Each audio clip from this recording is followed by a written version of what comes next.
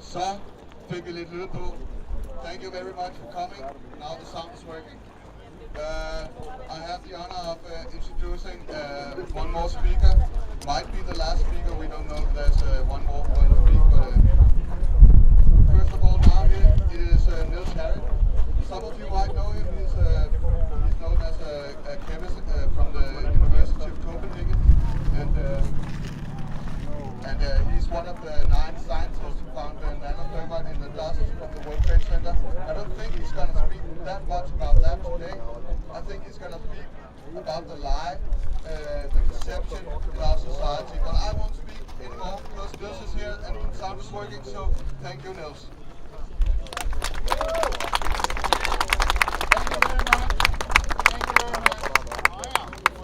I actually have a speech here. Dear fellow Bilderberg protesters, Yes. power is based on fear. If you go through the last 60 years of Western history, you realize that it has been one long time of low-intensity terror and full-blown wars. So we have come to realize that war and terror are simply the means by which you rule on a greater scale. And as an old Chinese philosopher pointed out, all wars are based on deception. In our society, the war propaganda is channeled through the mainstream press. The media have carried an endless stream of lies to fool the soldiers to fight, to fool the people to pay. The Great Fear Society would not have been possible without the complicity of the media. The mainstream press also misinforms about the meeting taking place right now across the street. The microphone closer to your mouth. In spite of the fact that a Bilderberg meeting gathers the top power brokers in the Western countries, the media, to the extent that the event is mentioned at all, present it as a talking shop.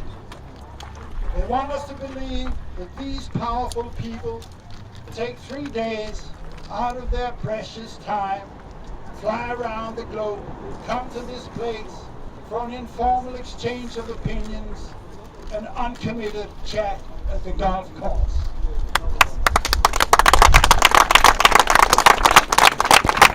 But there is no golf course on the Marriott Hotel Copenhagen, and not even a tour of the canal will be permitted by security. So we may deduce that the agenda is more sinister this time. At a 1991 meeting of the Bilderberg Group, David Rockefeller was quoted as saying, quote, "We are grateful to the Washington Post, the New York Times, Time magazine, and other great publications whose directors have attended our meetings and respected their promise of discretion for 40 years. It would have been impossible for us to develop our plan for the world if we had been subjected to the lights of publicity during those years. But the world is more sophisticated now and prepared to march towards a world government. The supranational sovereignty of an intellectual elite and world bankers is surely preferable to the national autodetermination practiced in past centuries." This was David Rockefeller. Whoa! End of quote. Whoa! Whoa! Whoa! That real decisions are indeed being taken in the Bilderberg Club was most explicitly revealed by former Secretary General of NATO, Willy Klaas, who in a radio interview in 2001 admitted that, quote, "Bilderberg attendees are mandated to implement decisions that are formulated during the annual conference of power brokers in their respective spheres of influence." End of quote. Those spheres of influence certainly include the media. If you are a journalist and want a job in the mainstream press, you must be ready to write and say what you're told. You must be ready to shut up when you're told. Manning of the editorial staffs of the mainstream media is a simple matter of social selection, Darwin style. If you cannot lie, there is no job for you.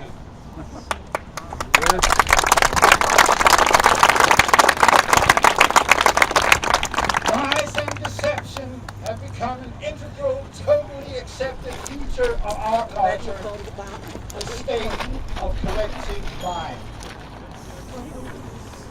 It has not always been quite like that. According to myth, a young George Washington confessed to cutting down a cherry tree by proclaiming, "I cannot tell a lie." The story is testament to how much respect Americans have for their cherished first president and honesty in general. If true, George Washington was a normal, decent person, since all normal, decent persons do not want to tell lies. We want to tell the truth. Likewise, no sane person wants to be lied to. Honesty is a fundamental quality, a natural urge of human nature. Yes.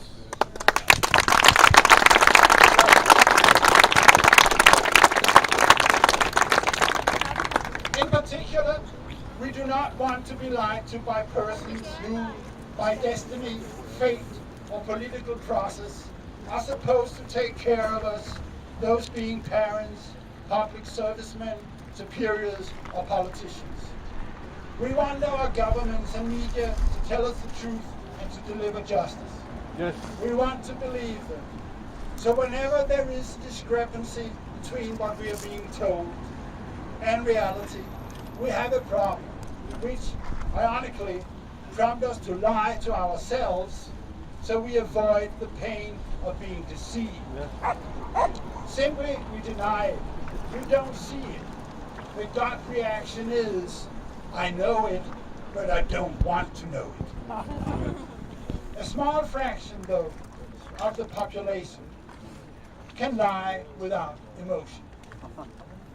This applies to most, if not all, of today's leaders of society. Yes. Yeah. They don't feel a thing. They only consider which lie is the best from a strategic point of view. So does the press. They cover political events like covering a sports game. George Washington wouldn't stand a ghost of a chance in modern politics. And maybe John F. Kennedy was the last leader with some integrity. Today, by social selection, you simply do not get to the top of the power hierarchy if you cannot lie. Yeah. Yeah.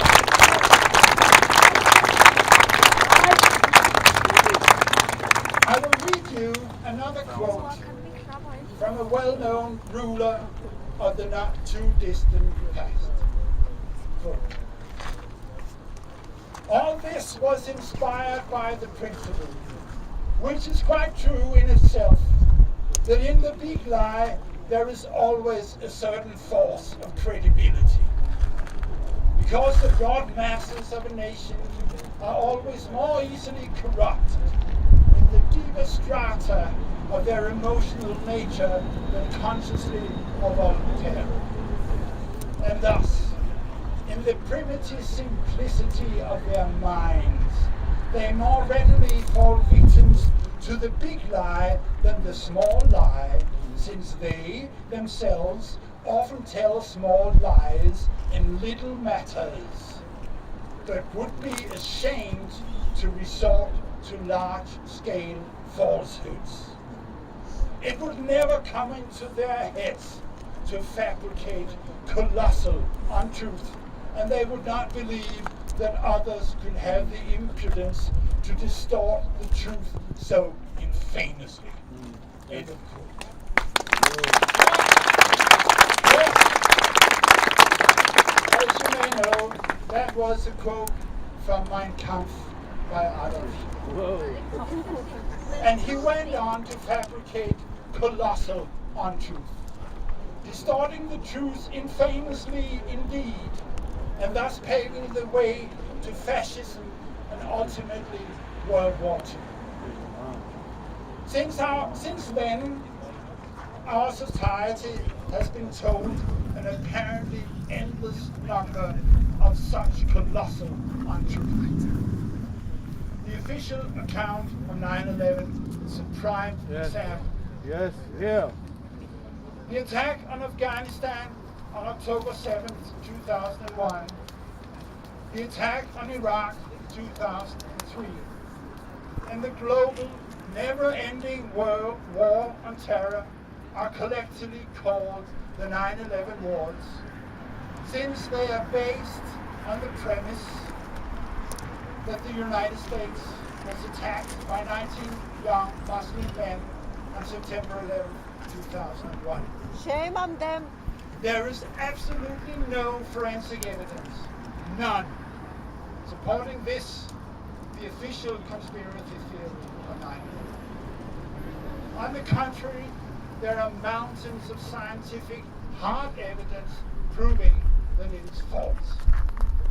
Most obviously, it is an unambiguous conclusion from observations that the 3 skyscrapers which were destroyed in World Trade Center on 9/11 were taken down in controlled demolitions by means of explosives and incendiaries.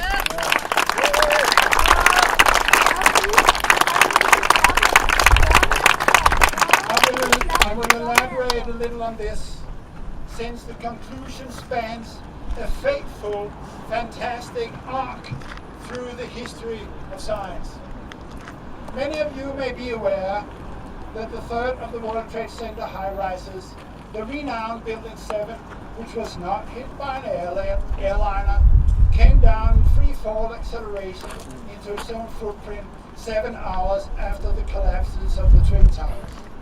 Please louder. Fewer may know and recall that the fall of gravity was the subject of the very first systematic and quantitative experiments in science when Galileo Galilei in 1593 entertained the citizens of Pisa by throwing objects of different size out from the tilting tower and measuring their time of fall. Galileo's laws of gravity, later transformed into Newton's second law of motion, published in 1687, together, of course, with the first and the third. There have been no exceptions from Newton's laws of motion for more than 300 years. Sir Isaac has never lost a game.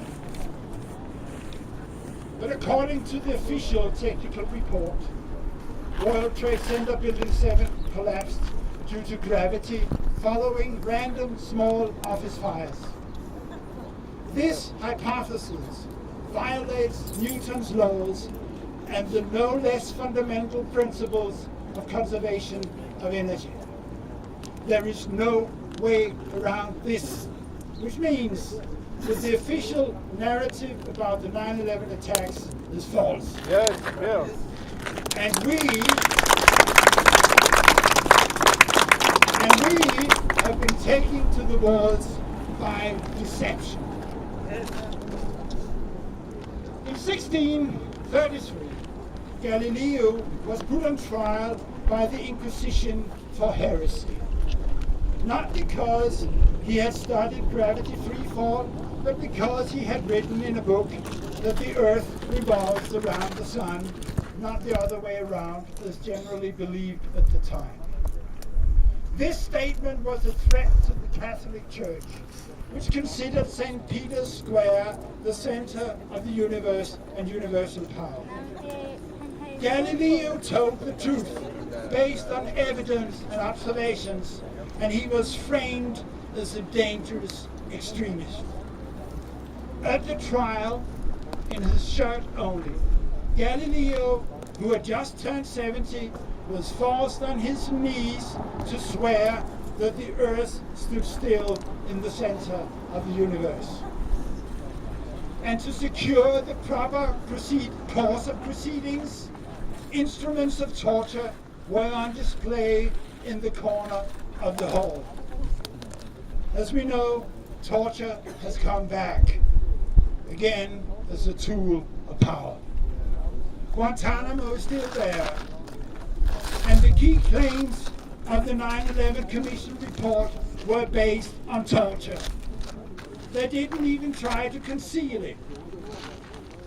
But the means of clashing down on dissent are more varied, more subtle, and more sophisticated in our societies compared with the 17th century.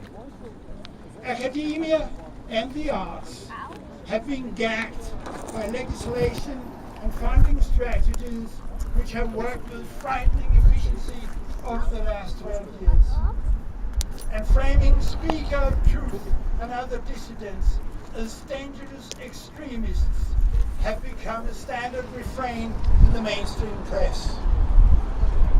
Many scholars have pointed out now that our Western society is in the same critical stage as in the 1920s. The financial and economic indicators certainly show sinister similarities. This is the kind of stuff they're discussing now at the Bilderberg meeting. We don't know the course and time of scale of this coming economic collapse. But in any case, we are on the verge of social changes of an order and magnitude without precedents in Western history. The New World Disorder is coming up. It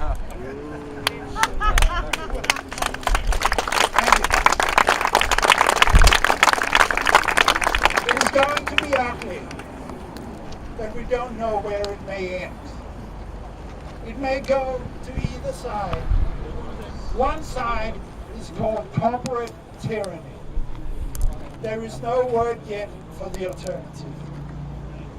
But imagine a society with real democracy and genuine freedom. Freedom from lies and freedom from fear. Imagine national constitutions which make lying to the public by politicians a criminal act. Really, that's all it takes. Decisive for the outcome of the coming storm will be the level of public enlightenment. And the decision to launch a war or not to launch a war is entirely a choice of humans, that kind of humans who are invited to a Bilderberg meeting.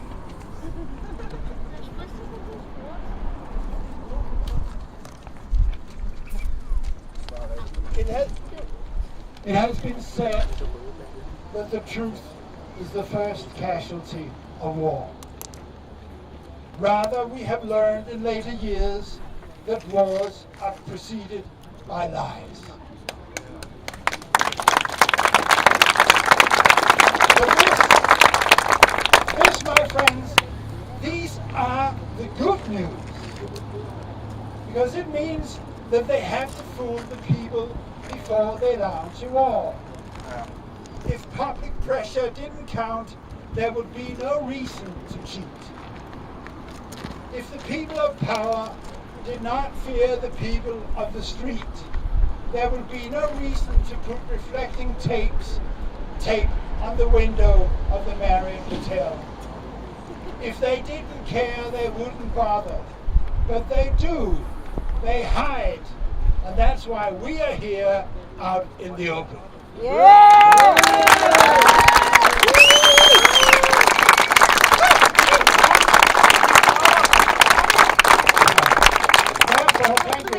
Therefore, the best defense against war is the truth. You can have dishonesty without war, but you cannot have war without dishonesty. There is no such thing as an honest war. And since 9/11 was such an obvious lie, they really messed up this time. Since 9/11 was such a blatant lie, it represents a unique and unprecedented window of opportunity to end the permanent state of war. Yeah.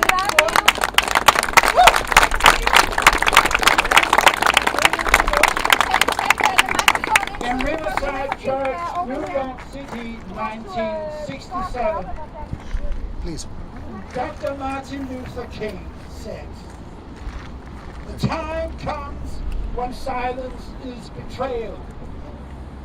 Rightfully, you may say that this moment has come many times over since the killing of Dr. King.